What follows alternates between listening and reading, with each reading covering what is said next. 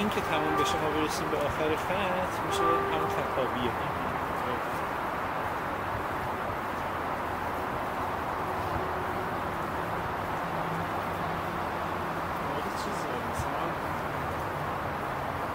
چون یه موقعی میرم کویلنات نمیم چون هیچ وقت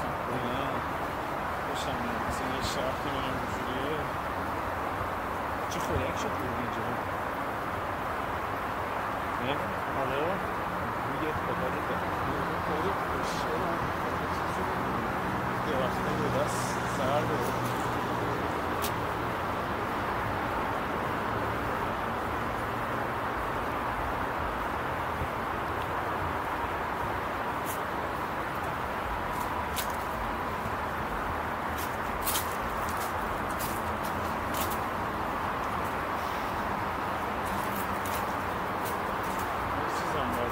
آستی باید باشیم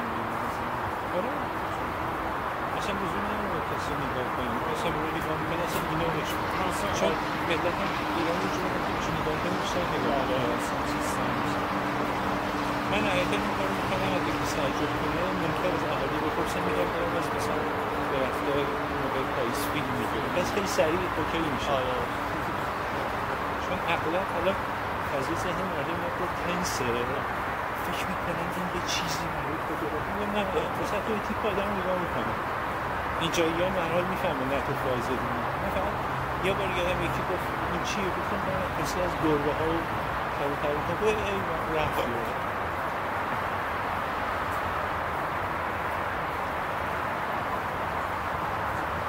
توی خارج از ایران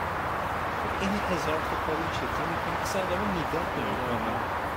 من که دوربینه بذار رو کله بکنه دارم بکن تو کونه اصلا ما خواهید نرم چیکار داری یا روی زندگیشو میکنه وقتی این بیلباور کجاست گل فروشیه؟ هستم فهمید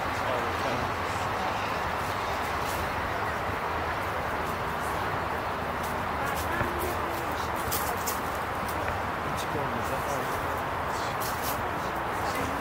کشی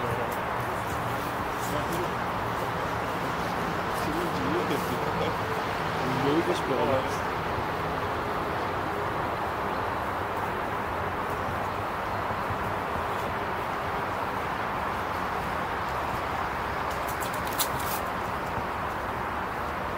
بیل با او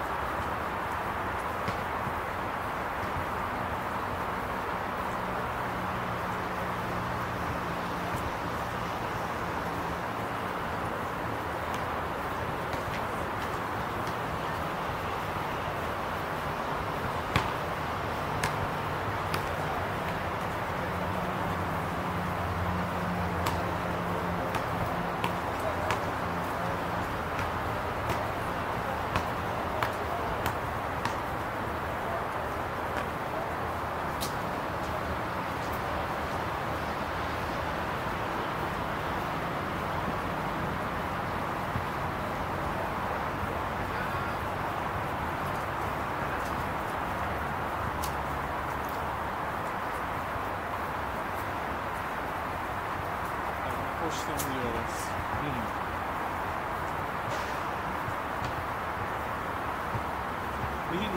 خوبیه دو نفره رفتن عکاسی اینه که اگه یکی داره عکس میگیره یکی دیگه وارد بشه که دورش کسی یهو کاری بهش نشد چون تو این چند لحظه آدم یه خود قطع فوکسه دیگه حالشش به خودش دو نفره خوبیش نیست تعداد بیشتر بشه و خیلی جالب‌تر میشه شاید رو سفر سیفتی خیلی بیشتری داره حالا چون نیما هم چیزی دیگه اونا عکاسی میکنه دیگه برای باشیم شبای وقتی با هم بریم عکاسی فعلا تو مودش نیست چون عکاسی اینجوریه واقعا مثلا الان تو مودش بودی گفتی بریم راه بریم یا این کار اذیتت نمیکنم بعضی میگن نه آقا من مثلا حوصله‌شو ندارم نمیخوام تابلو بشن یا بی خیال یا نبینم ما رو مثلا یه چیزی بشه آدم هم فرق داره تو ولی آدم اوکی میگه خب اوکی گوگل و من رفتم تو گوگل دیدم و